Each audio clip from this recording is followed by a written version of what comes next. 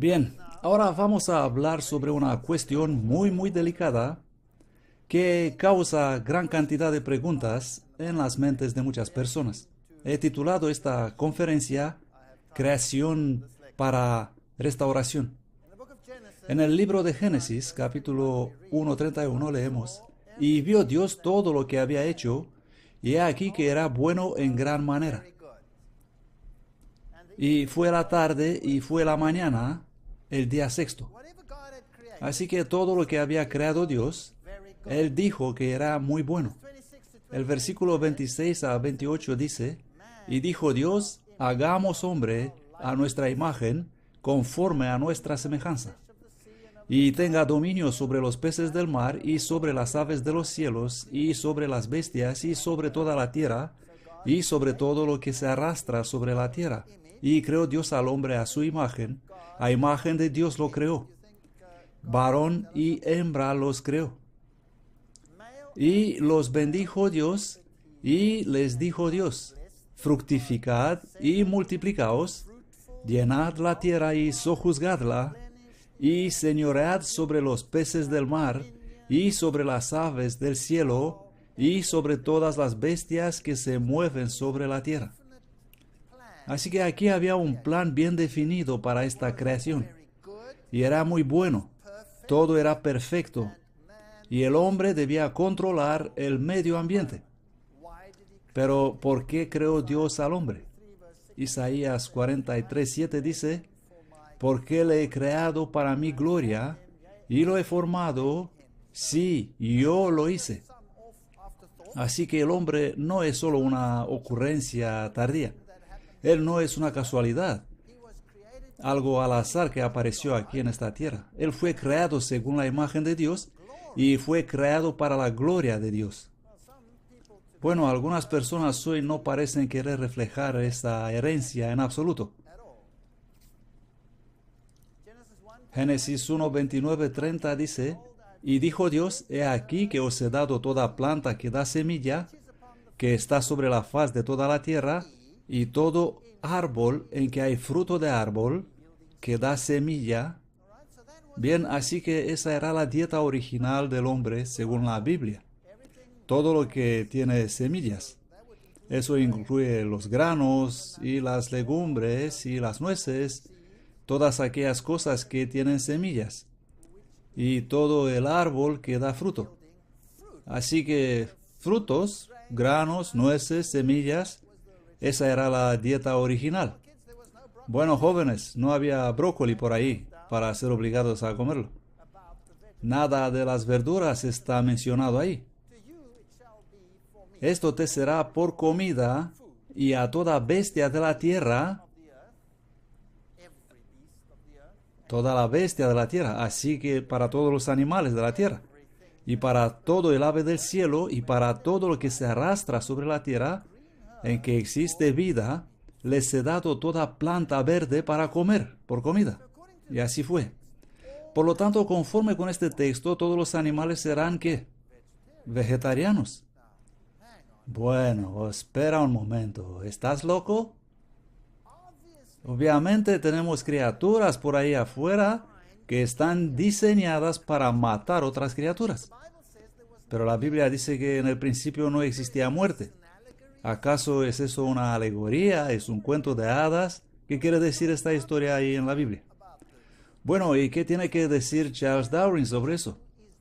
De hecho, este es el principal motivo que hizo a Charles Darwin optar para la evolución. Esta es la cuestión principal que lo confrontó. Darwin escribió a su amigo el doctor Asa Gray: estoy desconcertado. No tenía intención de escribir ateísticamente, pero confieso que no puedo comprender tan claramente como los demás, y como desearía hacerlo, la evidencia para el diseño y la beneficencia de ese para todos nosotros. Me parece que hay demasiada miseria en el mundo. No puedo convencerme a mí mismo de que un Dios caritativo y omnipotente habrá creado los igneumónidos con la intención expresa de alimentarse dentro de los cuerpos vivos de las orugas, o que un gato debe jugar con los ratones.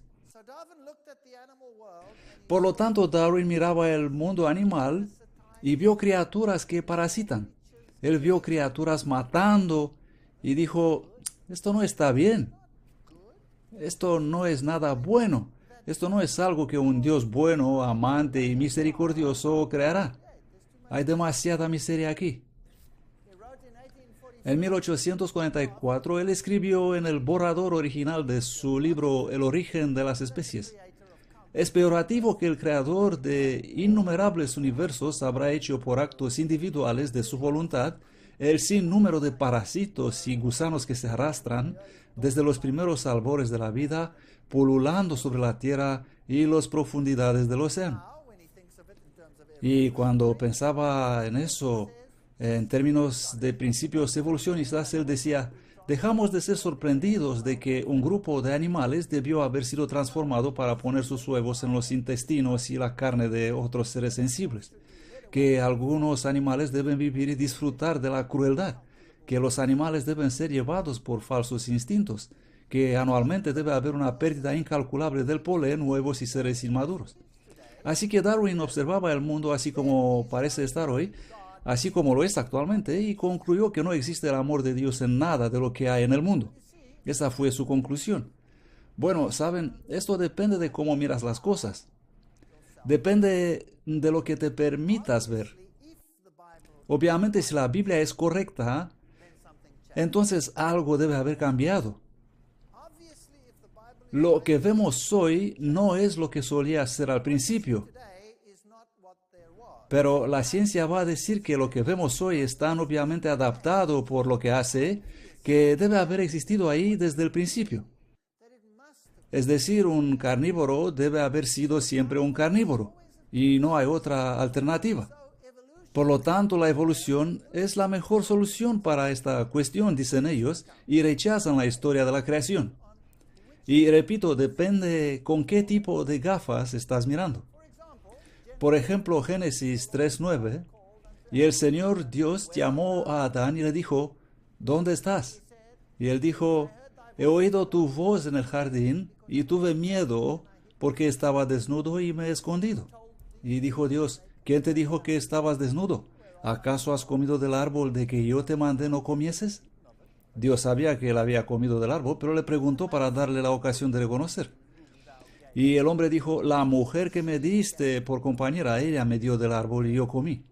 Pues, ¿qué pasó aquí? Empezaron a culparse uno a otro. No fui yo, fuiste tú. Y seguimos culpándonos desde entonces.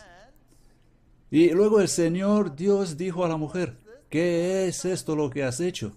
Y dijo la mujer, la serpiente me engañó y comí. Y todavía seguimos a hacer la misma cosa. Todos culpan a otros. Y de hecho, encontramos la solución a todos nuestros problemas echando la culpa a los demás.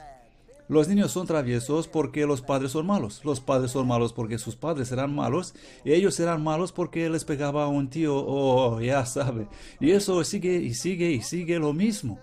Y hay algo malo con mi carácter. Bueno, es por culpa de mi educación, o por culpa de mi pasado, o debido al entorno, o es mi eso, o mi lo otro. Seguimos echando la culpa desde aquel fatídico día. Y el Señor Dios dijo a la serpiente, por cuanto esto hiciste, maldita serás entre todas las bestias, eso significa animales, y entre todos los animales del campo. Sobre tu pecho andarás, y polvo comerás todos los días de tu vida. Dicen los científicos, ¡qué basura! Las serpientes no comen polvo.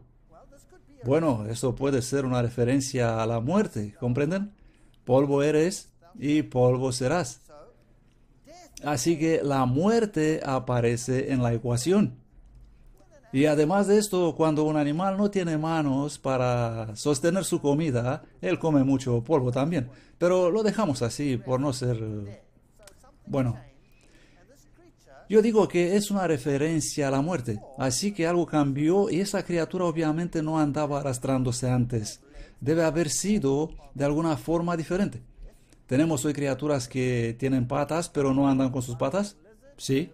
Aquí tenemos un lagarto de madriguera con cabeza enana y sus pies rudimentarios, y aquí hay otro, un lagarto escamado con patas rudimentarias, y otro y otro. Existen serpientes que tienen patas rudimentarias. Así que obviamente los genes para las patas deben estar por ahí, ¿correcto? Los genes deben estar presentes, pero no son completamente expresados. ¿Es posible que los genes simplemente fueron interrumpidos? Eso no es evolución, sino desactivación de algo que no se necesita más. Es como poner una tapa sobre el piano a fin de no poder tocar más con él. Y de este modo, todo ese repertorio queda inutilizado. Por lo tanto, es un cambio, no es evolución en absoluto. Simplemente desactivación de los genes. ¿Y qué hay sobre los colmillos de la serpiente? Seguramente fueron diseñados para matar. ¿Qué es el colmillo? El colmillo es una herramienta para inyectar una secreción, que nosotros llamamos veneno. ¿Tuvo la serpiente veneno en el principio? ¿Qué es ese líquido que sale de ese colmillo? Bueno, es simplemente una secreción salival. Las enzimas en la saliva son ligeramente modificadas por su expresión. Y ahora cuando son inyectadas, en vez de disolver y ser enzimas digestivas, ellas son toxinas, neurotoxinas o toxinas sanguíneas o cualquier otra variedad de toxinas, dependiendo de la forma de la proteína. Cualquier proteína extraña inyectada en nosotros causará una reacción y esta es simplemente más potente. Esto no significa que fue diseñado para matar en el principio. Puede significar que para comer, en el principio, simplemente inyectaba un líquido digestivo, como hacen las arañas. Las arañas igual, cuando una araña muerde, y todos lo hacen, inyectan enzimas digestivas, que en algunos casos pueden ser altamente tóxicas. La araña tiene una red, y algunas en realidad comen polen para una parte del ciclo de su vida. O sobreviven comiendo polen. Posiblemente existían semillas, algunas semillas llevadas por el viento y dispersadas que actualmente no existen más, porque hoy solamente tenemos una pequeña fracción del reino vegetal y animal que queda de lo que solía ser en el pasado. Las circunstancias de hoy son distintas de las del pasado. Maldita es la tierra por tu culpa, dijo Dios. Cuando entró el pecado, la tierra fue maldita. Maldita es la tierra por tu culpa, con dolor comerás de ella todos los días de tu vida, espinos y cardos te producirá. Bueno, aquí tenemos un cambio. A partir de ahora habrá espinos y cardos, y comerás la hierba del campo. Así que algo fue añadido a la dieta. Bien, pero ¿por qué? La tierra de repente había sido maldecida. ¿Acaso significa eso que el suelo no iba a producir más lo que solía producir? ¿Qué tal si aparecen las estaciones y por ciertas partes del año lo que sea que comieras de repente ha desaparecido? Digamos que eres un animal adaptado a comer albaricoques y por 3 meses del año hay albaricoques y luego la estación cambia y por los siguientes 9 meses ya no existen. ¿Qué harías? Solo tendrás 2 opciones. O te mueres, o haces ¿qué? Cambias tu dieta. Estas son las únicas 2 opciones. Mueres o cambias la dieta. Y si la tierra no produce lo que solía producir, entonces tienes que añadir una mayor variedad de alimento, además de lo que solía usarse como comida. Así que algo fue añadido debido a estas circunstancias. ¿Qué son los espinos y los cardos? Aquí vemos espinos. En este caso se trata de un tallo modificado. No es algo nuevo, sino un tallo. Los genes del tallo expresados para desarrollar espinos. Así que el tallo empieza a crecer, luego se seca y agudiza y forma una espina. En este otro caso, por ejemplo, este vástago se ha modificado en esta suculenta cosa para ser un depósito de agua y para actuar en realidad como una hoja él mismo. Tanto que las hojas que solo servían para la evaporación y la pérdida de agua, desaparezcan y las espinas que ustedes ven en esas plantas espinosas son en realidad hojas modificadas. Todo eso significa que en una hoja normal el gen desenrolla la hoja y la despliega. Aquí, sin embargo, el gen enrolla la hoja, forma un punto duro, la seca y se transforma en espino. ¿Es esto algo nuevo o es simplemente algo diferente expresado? Es algo solamente distinto expresado. Aquí tenemos una rosa y también espinos. En este caso se trata de un proceso cortical o epidérmico. Es algo activado allí para causar este brote que es una espina. Por lo tanto, los espinos no son algo nuevo, sino una modificación de algo que ya existía. Y lo mismo pasa con los cardos. En lugar de la hoja y el despliegue de la flor, del pétalo, se pliega sobre sí mismo y se seca y forma un cardo agudo. Esta es una modificación de la expresión del gen. No es algo nuevo. No es evolución, sino la consecuencia de un cambio ambiental. Este organismo puede sobrevivir ahora en zonas secas y pueden sobrevivir en circunstancias menos favorables que antes. Ahora, ¿qué es un parásito? Darwin dijo, ¿creó Dios los parásitos? La Biblia dice que todo era perfecto, que no existía muerte. Seguro que los animales no se comían entre ellos. Así que ahora existen millones y millones de variedades de gusanos, probablemente haciendo sus cosas en el ambiente original, pero también de repente existen parásitos. Bueno, aquí tenemos una tenia, por ejemplo. Una tenia o una solitaria. ¿Tiene tracto digestivo? No. ¿Existe algún gusano plato que tenga tracto digestivo? Sí. Así que si ahora la tierra es maldita y no produce lo que solía producir, entonces alguien debe renunciar a algo.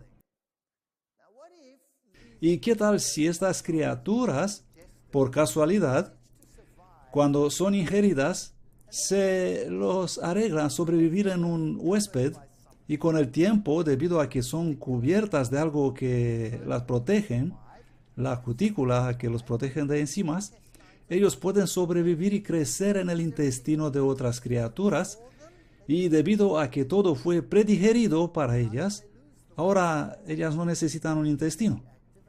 ¿Y cómo perdieron el que tenía? Simplemente desactivando los genes y apagar el apartado intestino. Y aquí tenemos un parásito. Y esos parásitos no fueron originalmente diseñados para ser parásitos, sino que se volvieron parásitos porque su propósito original fue alterado.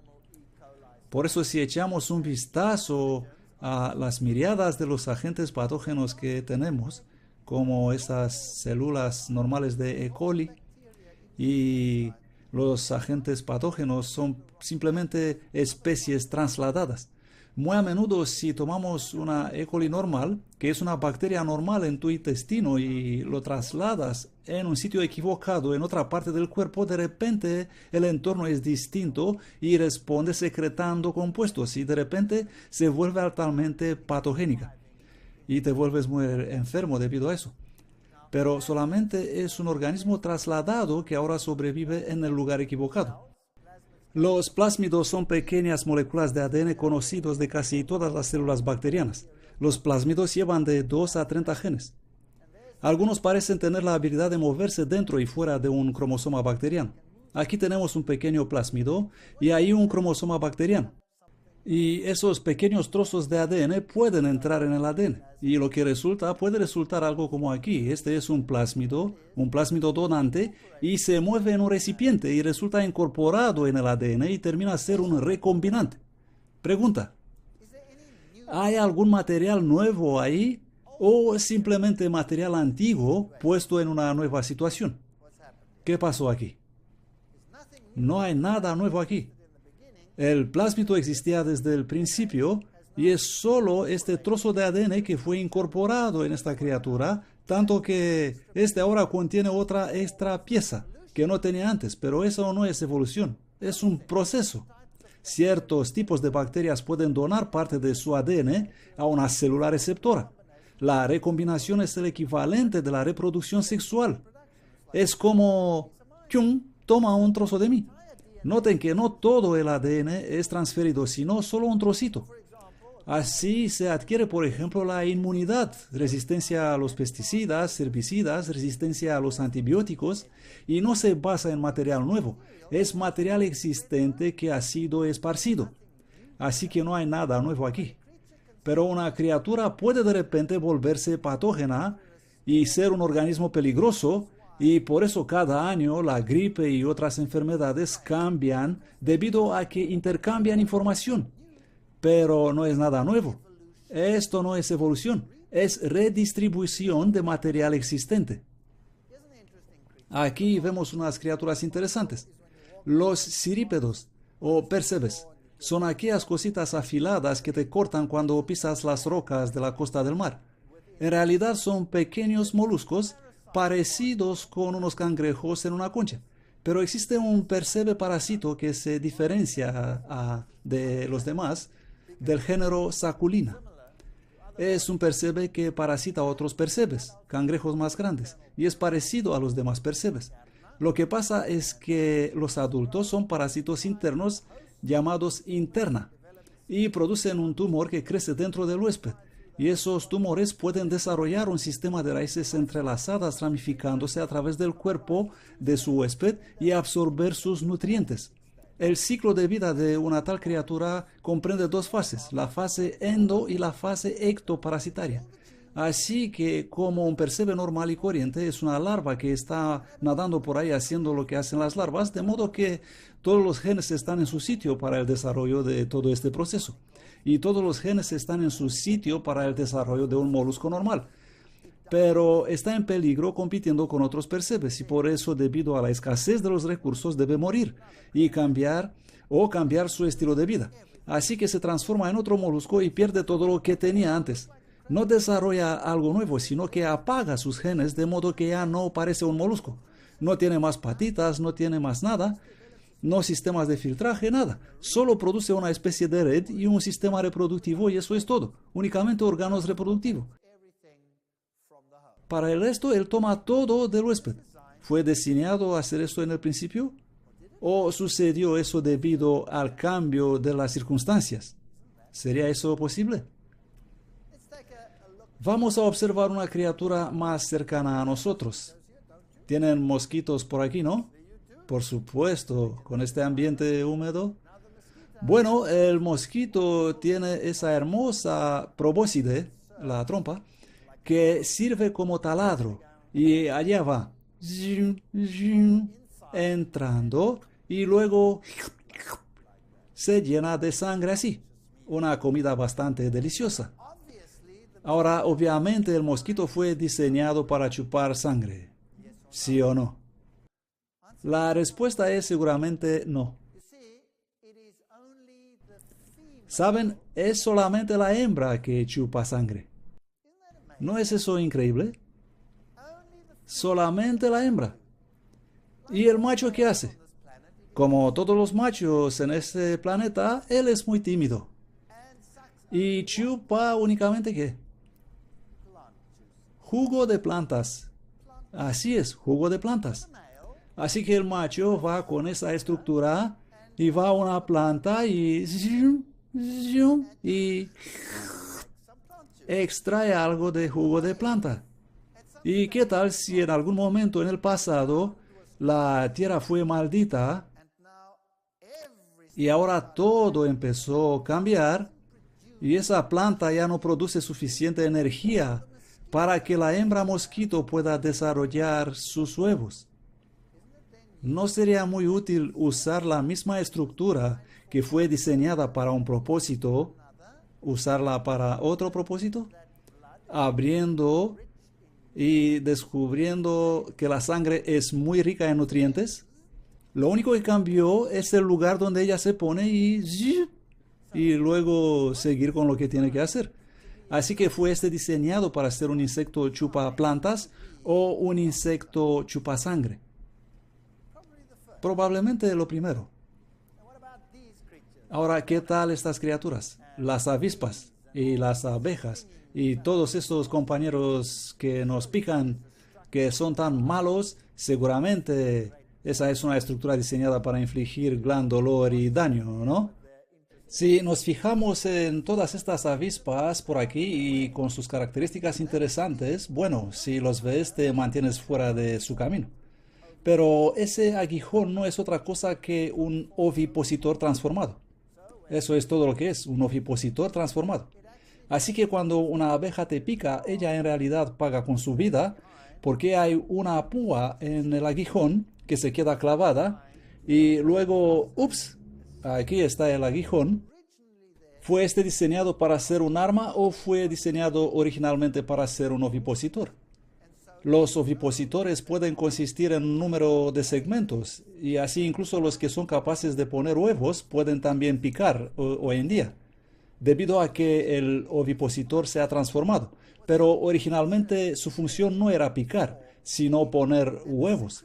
Y la secreción producida en el ovipositor es simplemente secreción proteínica usada para lubricar los huevos y formar varios componentes proteínicos a los cuales nosotros somos altamente alérgicos si se nos inyectan y por lo tanto provocan esas reacciones de malestar.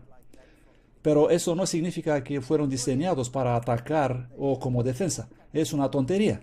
Seguramente no fueron diseñados matar orugas y larvas mediante el ovipositor. Podrían haber sido previsto de mejores armas. Pero si la dieta original ya no está disponible, entonces claro, tienes que cambiar. Por ejemplo, la mariquita. Las mariquitas son una plaga en África del Sur. Una plaga para los cultivos de albaricoques. Comen albaricoques y dejan pequeños agujeros en ellos. Así que en la temporada de albaricoques se usan distintos métodos para controlar esas plagas. Luego de terminar la temporada, ¿qué hace ahora la mariquita? Tiene que adaptarse o morir. Así que se vuelve un feroz carnívoro alimentándose con piojos de plantas, es decir, una criatura extremadamente útil para tener cerca. Por lo tanto, la dieta ha cambiado debido a que el alimento principal no existe más. La Biblia dice que las plantas darán su fruto. ¿Con qué frecuencia? En la nueva tierra. La Biblia dice que el árbol de vida dará su fruto. ¿Con qué frecuencia? Cada mes.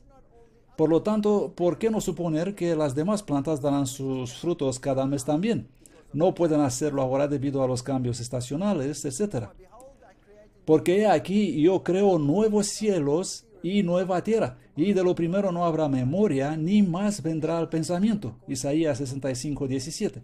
Pero nosotros esperamos, según su promesa, cielos nuevos y tierra nueva, en los cuales mora la justicia, según Pedro 3:13. Y en Romanos se nos dice, porque las mismas criaturas serán libradas de la esclavitud de corrupción en la libertad gloriosa de los hijos de Dios, porque sabemos que toda la criatura gime a una y está en dolores de parto hasta ahora. Romanos 8:22. Por lo tanto, algo cambió en el ambiente. Isaías tiene cosas asombrosas por revelarnos. Morará el lobo con el cordero, y el leopardo con el cabrito se acostará. El becerro y el león y la bestia doméstica andarán juntos, y un niño los pastoreará. La vaca y la osa pasarán, sus crías se echarán juntas. No habrá más destrucción, no habrá más muerte. Y el león como el buey comerá paja, se volverá vegetariano. Y el niño de pecho jugará sobre la cueva del áspid, y el recién destetado extenderá su mano sobre la caverna de la serpiente. No hará mal, no habrá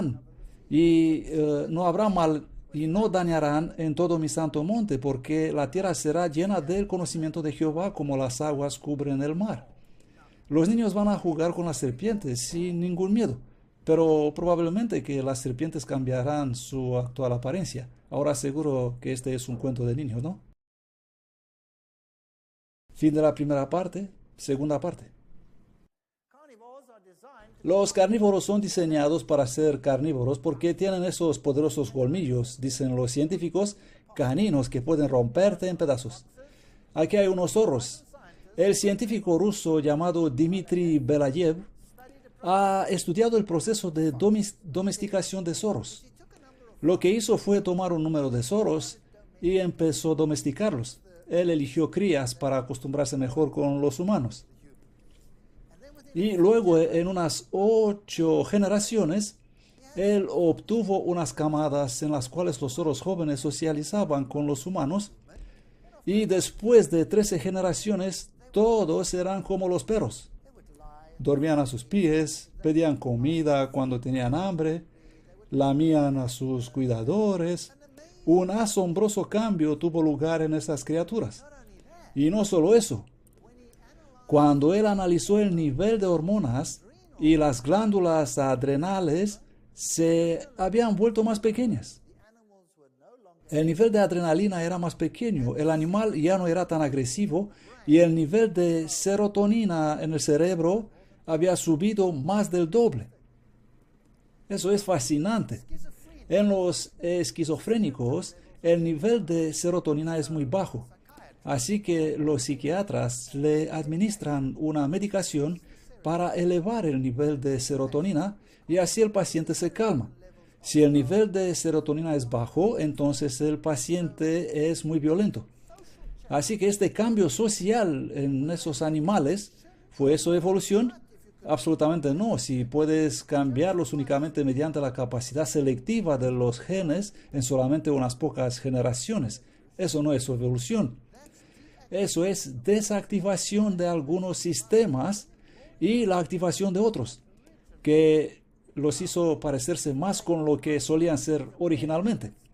Si tomas los carnívoros, aquí hay un oso, ese es clasificado como carnívoro, aquí lo vemos comiendo peces, pero en el norte la migración de los salmones acaba muy rápido, desafortunadamente para los osos.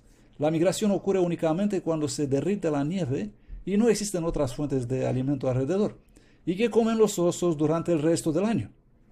Aquí están. Plantas, moras, hierbas sabrosas. Esta es su dieta. De hecho, más de 80%, alguna vez 86% de la dieta de los osos es constituida por vegetales y frutos. Prácticamente por eso se llama bear, oso en inglés, porque come berries, moras. Es el singular para moras en inglés.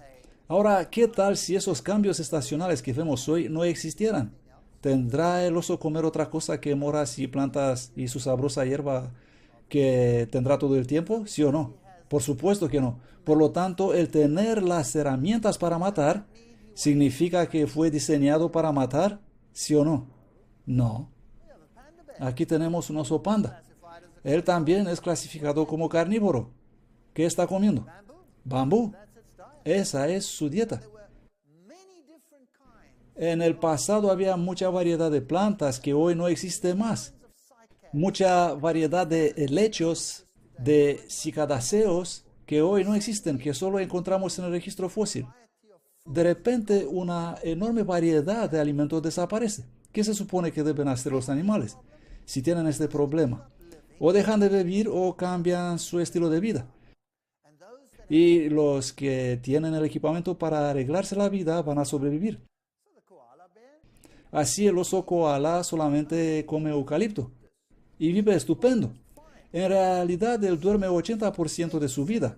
Así que obviamente le bastan unas hojitas y luego echarse otra siestita. Y si no le das eucalipto, él muere, porque ese es su único alimento. Aquí vemos un panda rojo en un zoológico de Australia y en la descripción leemos: los pandas rojos son clasificados como carnívoros, comedores de carne, pero la mayor parte de su dieta es el bambú. Eso debe ser muy desalentador para el mundo científico, porque de repente las criaturas no hacen lo que se suponía que deben hacer. Aquí tenemos un pez, y si lo analizamos vemos que tiene una vejiga urinaria, intestinos, hígado, corazón, branquias, riñones y otras interesantes estructuras.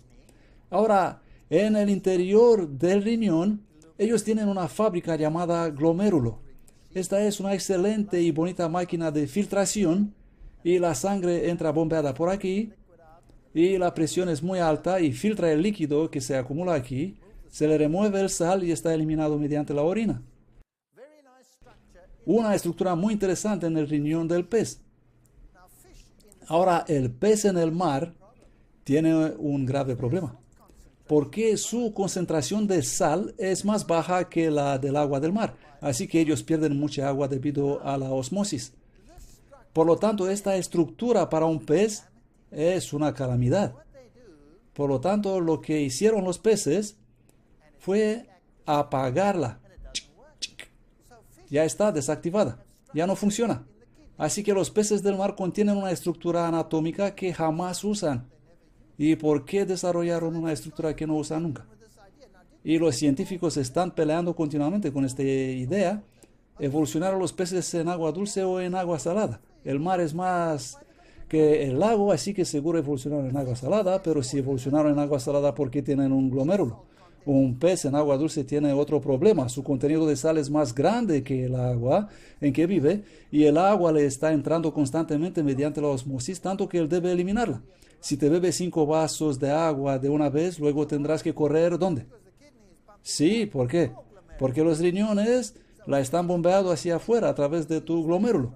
Así que un pez en agua dulce necesita esta estructura, pero algunos peces la tienen tan desactivada que si lo sacas del mar y lo pones en agua dulce, muere rápido. Otros se lo arreglaron, como el salmón, a apagarlo en el mar y encenderlo en los ríos, y ser capaces de este modo viajar en los dos medios, salado y dulce. Pero la mayor parte de los peces del mar no la pueden usar ya. Es totalmente inútil para ellos. ¿No es esto interesante? Esto a mí me dice que si todos lo tienen y la mayoría de ellos no la usan más, entonces puede que las condiciones en el pasado eran distintas. ¿Tiene esto sentido? Puede que solo existía agua dulce y el agua salada, como lo vemos hoy, es una consecuencia de las aguas subterráneas, que suelen ser muy ricas en sales, que explotaron durante el diluvio. Muy interesante. Si observamos el riñón humano, nosotros tenemos otra cosa. Nosotros podemos incluso concentrar la orina para cuando, por ejemplo, caminamos en el desierto y necesitamos conservar el agua. Tenemos una estructura llamada la asa de Henle en el riñón que mediante un complicado sistema de tubos concentra la orina para no ser eliminada. ¿Saben que esta estructura no funcionaría a menos que sea exactamente así completa como es ahora? Si algo faltaría, la haría inútil. Debe ser perfectamente completa. A esto llamamos complejidad irreducible. O es perfecto o no funciona. La selección natural no la puede crear. Tiene que llegar a existir simplemente así, de repente y completo. Casualidad o diseño. Las únicas opciones. Y yo creo que las condiciones han cambiado. Este es un león, obviamente un carnívoro. Sí, un gran asesino. ¿Alguna vez han escuchado de leones criados vegetarianos? Hay muchos en los zoológicos y que son muy dóciles cuando crecen como vegetarianos. Y lo interesante es que los animales carnívoros criados vegetarianos viven más. Viven mucho más y son menos enfermas. ¿Saben que un buen vegetariano les dirá no darle de comer leche a sus gatos porque les causará insuficiencia renal? Y esos carnívoros, los más fuertes, adivinen, ¿qué comerán primero? Cuando matan un antílope, ¿qué creen que comerá primero el león? ¿Qué dicen ustedes que será? Lo primero que hace es romper el estómago y comer el contenido del rumen. Así que prácticamente lo que hace es recoger todo ese contenido de plantas con sus vitaminas y minerales. Y el león es el más fuerte. Luego vienen los demás animales y comen el resto. Y los demás son menos fuertes, por supuesto. Es cierto que ellos comen otras cosas y mamíferos pequeños también, pero esta es la base de su alimentación para sobrevivencia. Así que después de haber encontrado estas cosas, en realidad hice una buena cantidad de investigación en mis laboratorios con mis alumnos y a veces les volvía locos a mis estudiantes con las cosas que les pedía que hicieran, porque no podían entender por qué alguien quisiera siquiera hacer tales cosas absurdas. Aquí hay una leona del parque de Kalahari y otras que hemos estudiado, y esta criatura también. ¿Es acaso posible que no fue originalmente diseñada para comer carne, aunque ahora tiene la capacidad de hacerlo? Estos son los dientes de un tigre y son como unas cuchillas y actúan cortando como unas tijeras. Eso es perfecto para cortar la carne y los colmillos son perfectos para matar organismos, eso es cierto. Pero el mismo modo de cortar es también perfecto para cortar material vegetal duro. Así que pudo haber servido para eso en el pasado. No significa que es obligatorio servir solo para la carne. Si observamos los lobos que dieron origen a los perros, nosotros tuvimos un perro y el pobre murió con displasia de cadera. Y así te das cuenta de que tu perro tiene un periodo de vida específico porque finalmente todo empieza a fallar en su cuerpo. Si crías ese animal en un estilo de vida vegetariano o mayormente vegetariano, dándole comida preparada normal para la familia, vas a extender su periodo de vida, vas a extender el periodo de salud de tu animal y habrá menos pérdida de calcio. Nosotros hemos demostrado en unas lecciones haciendo experimentos en animales que recibieron distintas dietas y analizando la pérdida del calcio y de masa ósea en el organismo, y hay una asombrosa diferencia en los alimentados con proteína vegetal versus proteína animal. Y podéis ver eso en otras presentaciones. ¿No es interesante que cuanto más se alejan de los orígenes, más feos se vuelven las criaturas? Aquí tenemos una hiena. Y es un animal carroñero y es bastante fea. Y me pregunto si al principio estuvo tan fea también. Hice bastante estudio sobre estas criaturas y siempre cuando me encuentro en áreas salvajes me sorprende al observar los animales que los carroñeros son los más feos e incluso si son grandes son los más pequeños en el grupo de los más pequeños. Es algo increíble poder observar esto. Hay algo interesante en la naturaleza respecto a eso. Los chacales son bonitos, pero todavía tienen algo de malo en su apariencia. Miren estas criaturas. Hombre, este es una orgullosa águila. Y miras este magnífico pico y dices, seguramente fue diseñado para matar. Y el pico del búho, o las habilidades que tienen estas criaturas, y piensas, seguramente fueron diseñados para comer carne.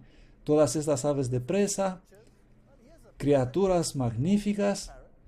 Aquí tenemos un loro, el loro Kea, que vive en Nueva Zelanda. Y tiene garra y pico aterrador. ¿Y qué come? Bueno, en realidad, él cava la raíz de un árbol en particular. Luego rompe esa raíz con ese pico afilado y fuerte, y esa es su dieta. Pero un día, por lástima, en Nueva Zelanda empezaron a construir barrios de pisos. ¿Y qué hicieron? Pues lo habitual, acabaron con todos los árboles de la zona y construyeron sus casas. Y de repente la dieta de este pobre loro Kea desapareció. Y adivinen qué pasó. ¿Dejó de existir? No, cambió su dieta. ¿Y qué creen ustedes que come? En realidad, él usa este pico, parecido con una cuchilla, para matar ovejas. Se pone en la espalda de la oveja, corta la piel con su pico, entra dentro de la oveja y come la grasa que cubre el riñón. Y se convirtió en una plaga. Y mataron tantas ovejas que desesperaron la gente. Los neozelandeses adoran su carne. No te metas con su carne. Ellos son la nación más carnívora del mundo. ¿Y qué pasó? Bueno, muy rápido se decidieron, mejor plantamos esos árboles otra vez y cuanto antes. Así que plantaron los árboles y cuando su dieta volvió a normal, adivinen qué hicieron los loros. Pues no estuvieron más interesados en las ovejas. Por lo tanto, si no hubiera existido la fuente original del alimento de este loro cuando los primeros emprendedores aparecieron en Nueva Zelanda y esa criatura estaría matando a otros animales, ¿no hubieran creído ellos que, bueno, ese loro fue diseñado para matar, sí o no? Por supuesto. Aquí tenemos un loro muy lindo. Estábamos atrayéndole con una bolsa por aquí Y él sacó sus garras para cogerla. ¿Lo ven? Una estructura bastante útil para agarrar la presa, si quieres considerarlo así. Y les aseguro que su mordida es extremadamente potente. Si le pones el dedo ahí, te lo puede cortar de una mordida. ¡Yup! Adiós dedo. ¿Tiene esta criatura el equipamiento necesario para matar? ¿Sí o no? Por supuesto, pero en realidad, ¿para qué usa su pico? Para romper nueces. Para eso lo usa. Pero si las nueces no fueran ahí, ¿no comería otra cosa? Bueno, pero los loros generalmente son muy cariñosos. Este es un pacu y a su lado una piraña, el feroz carnívoro. El pacu le es pariente muy cercano y come solamente semillas que llegan en el agua. Y si de repente la tierra no produce más la cantidad de alimento suficiente, pues probablemente cambiarás tu estilo de vida y te volverás un asesino. Existen, de hecho, especies de pacú que tienen dientes muy similares a las pirañas y se han encontrado pirañas que comen semillas también. Así que no es obligatorio haber sido diseñados originalmente ser lo que son actualmente. Existen todo tipo de interesantes criaturas como ardillas, etcétera, que comen semillas y plantas. Pero, ¿qué pasa cuando la lluvia ácida destruye su bosque y las semillas ya no son tan abundantes como antes? ¿Qué va a hacer la ardilla? Pues realmente comerá carne podrida, comerá animales muertos. ¿Pero fue ella diseñada para comer animales muertos? ¿Sí o no? Seguro que no. Pero es cierto que cambiarán si los tiempos cambian. Animales como la musaraña, que ahora son comedores de insectos, insectívoros. Los murciélagos son básicamente insectívoros, pero algunos solamente comen frutas. Así que obviamente la capacidad de comer otras cosas existe. Estos son herbívoros, obviamente diseñados para comer únicamente plantas. ¿Comen los herbívoros a veces otras cosas que plantas, sí o no? ¿Alguien sabe? ¿Iría un antílope y comerá un animal muerto, sí o no? Bueno, la respuesta en realidad es sí. En ambientes como el desierto de Namib, por ejemplo, donde viven antílopes y muy a menudo el clima se vuelve muy seco y no hay suficiente plantas alrededor y las necesidades de calcio de los animales cambian, entonces comen cadáveres para obtener el calcio y otros nutrientes, cosa que nunca harían en circunstancias normales. ¿Comprenden? Las criaturas cambian según las circunstancias. Los roedores son muy interesantes. Ellos comen plantas, pero son coprófagos. Es decir, comerán sus propias heces. Los conejos son coprófagos.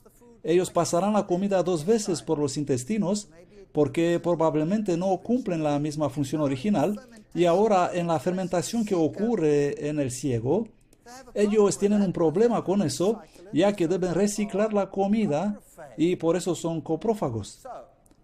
Así que hicimos algunos experimentos, ya que los científicos dirán, bien, todo claro y bonito, pero un león no es diferente solo en materia de dientes, sino que tiene una distinta estructura intestinal. ¿Comprenden? Un carnívoro generalmente tiene un intestino muy corto. Los leones, los perros y todos esos, y la longitud del intestino es aproximadamente 6 veces la longitud del torso. Mientras que en los humanos, por ejemplo, es 15 veces la longitud del torso. Y en herbívoros, como la vaca, es 22 veces la longitud del torso. Así que me preguntaba si la dieta puede afectar la longitud del intestino, porque esto era usado como un argumento por la ciencia. Por lo tanto, les dije a mis alumnos, bien, vamos a hacer un estudio.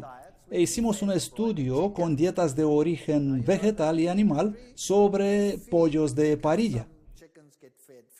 En los criaderos, los pollos generalmente son alimentados con harina de pescado. Algunos comen algo llamado subproductos de cría de pollos, que en realidad son restos de animales muertos triturados. y algunos con mezcla de granos y otras cosas en esta industria de crianza intensiva.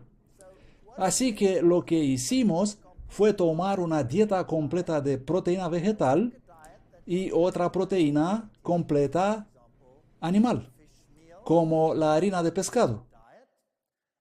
Y también hemos testado los efectos de los antibióticos. Y hemos usado dieta de plantas sin antibiótico y dieta de plantas con antibiótico, ya que el antibiótico afecta a las bacterias. Y queríamos saber cuál es el efecto si solo cambia la bacteria en un organismo. ¿Afectará eso el intestino y la anatomía y otras cosas? Y hemos hecho lo mismo con la dieta de origen animal, y así hemos probado 4 distintas dietas. ¿Y qué hemos descubierto? La A es la dieta de plantas, solamente comida vegetal. La B es la dieta de plantas más antibióticos.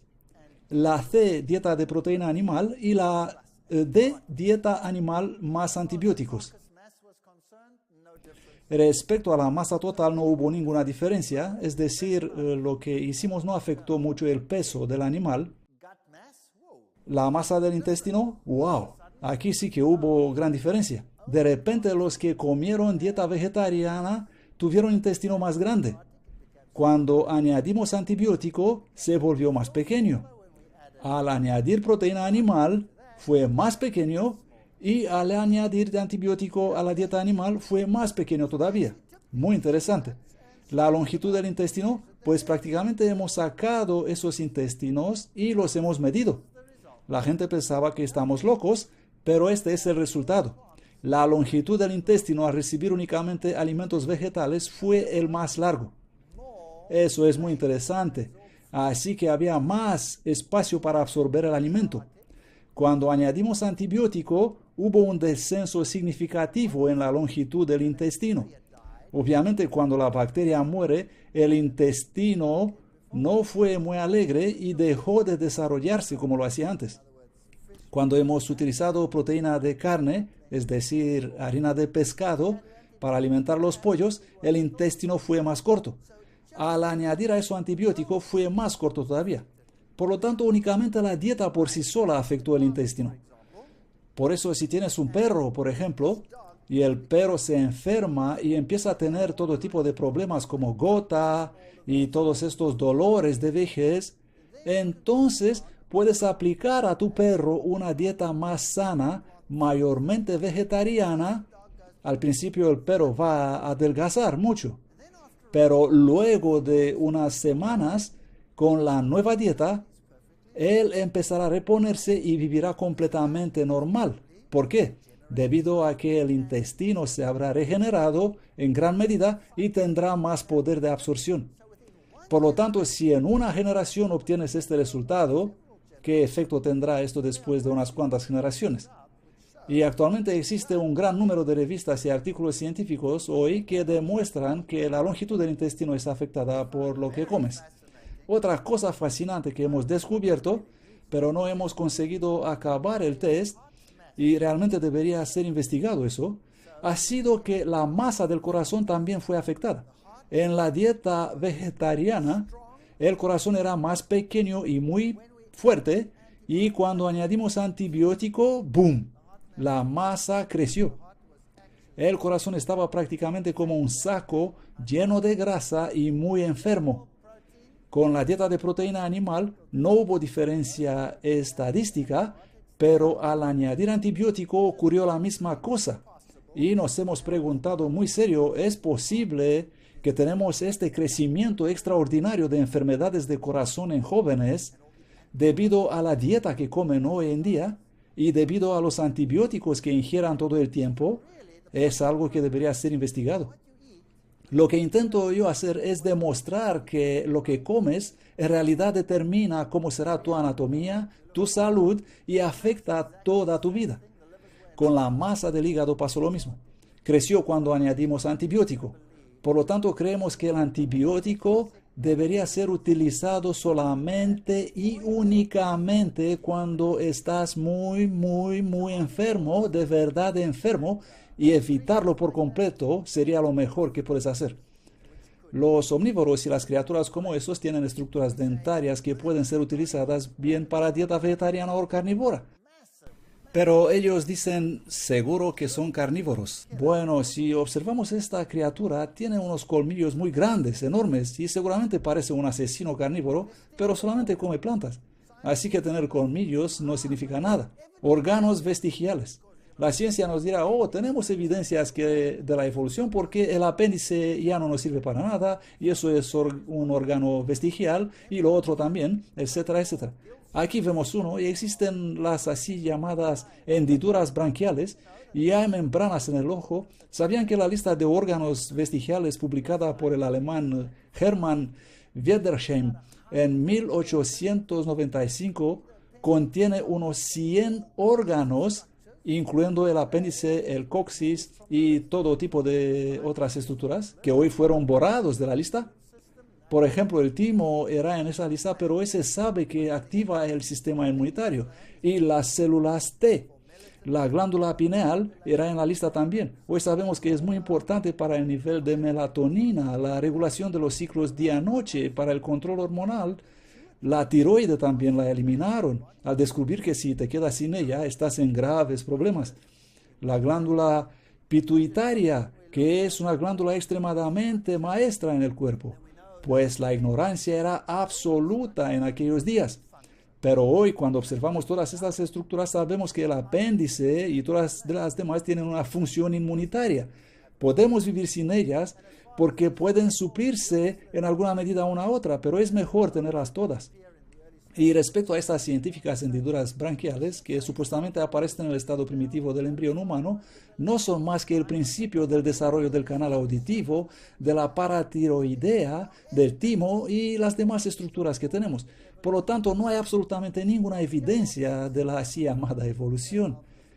George Gladstone Simpson, uno de los fundadores del neodarwinismo, escribe: Haeckel, el científico que hemos visto en la otra conferencia, ha presentado mal el principio activo de la evolución. Está ahora firmemente establecido que la ontogénesis no repite la fitogénesis. Esta es una declaración muy importante. Ellos creen que podemos ver en los embriones que pasaron por el estado de pez y de eso y del otro hasta llegarmos al estado humano. Pero en realidad esta es una gran estupidez, porque si la evolución fuera real, entonces el pez daría lugar a otra cosa y el pez ya no existiría más. Y la otra cosa daría lugar a otra cosa y esos genes desaparecerían. Y así, etcétera, todo el proceso hasta el final. Ya no puedes tener el pastel y si te lo comiste. No puedes cambiar los genes y tener todavía el original. Así que esto no funciona. En un artículo de la revista El Científico Americano leemos: seguramente la ley biogenética está más muerta que un picaporte. Finalmente fue exorcizada de los libros de texto de biología en los años 50. Como un tema de seria investigación teórica, ella se había extinguido en los años 20. Fin de la cita. Pero todavía la puedes encontrar en los libros de texto hasta este mismo día. Bien, para resumir esto, me gustaría proponer lo siguiente. El mundo era perfecto cuando fue creado y existían fuentes de alimentos para todas y para cada una de las criaturas de la tierra. Luego apareció el pecado, las cosas cambiaron, las fuentes de comida disminuyeron, muchos animales se extinguieron y los que pudieron adaptarse a otra vida lo hicieron. Pero esto no significa que fueron diseñados para ser así en el principio. Los que no tuvieron otra opción que sobrevivir dentro de otras criaturas se convirtieron en parásitos. Pero no fueron originalmente diseñados para ser parásitos. Por lo tanto, teniendo este nuevo conocimiento, póngase en el lugar de Darwin. ¿Qué dirían? Yo diría, wow, un día el león comerá exactamente como el oso panda. Su fuente de alimento será restaurada y él comerá lo que fue diseñado a comer porque tendrá de nuevo su comida preferida. Muy pronto todo lo que vemos hoy en materia de sufrimiento y dolor y muerte desaparecerán porque la tierra va a ser restaurada y recreada, totalmente nueva. Y no tengo ningún solo motivo científico en absoluto para no creer que Dios dice la verdad. Y a diferencia de Darwin, que miró la parte oscura y dijo, aquí no hay amor, yo puedo mirar la parte sombría y decir, las cosas han cambiado debido al pecado. y para recordarnos lo que hace el pecado y crear en nosotros una esperanza para un mundo perfecto, para que podamos mirar a Dios y suplicar a Dios, limpiarnos para ser parte de aquella nueva creación. Es simplemente otra perspectiva usando la misma información. Y la elección es de ustedes. Puedes caminar en el campo y tomar en cuenta los espinos y los cardos, o puedes elegir alegrarte mirando las flores. La elección es de cada uno. Puedes mirar la parte oscura o la parte luminosa. Dios ha dejado todo allí para nosotros, para recordarnos de lo hermoso que debió ser en el pasado. Y también permitió lo negativo para hacernos desear algo mejor. Elijan. Gracias.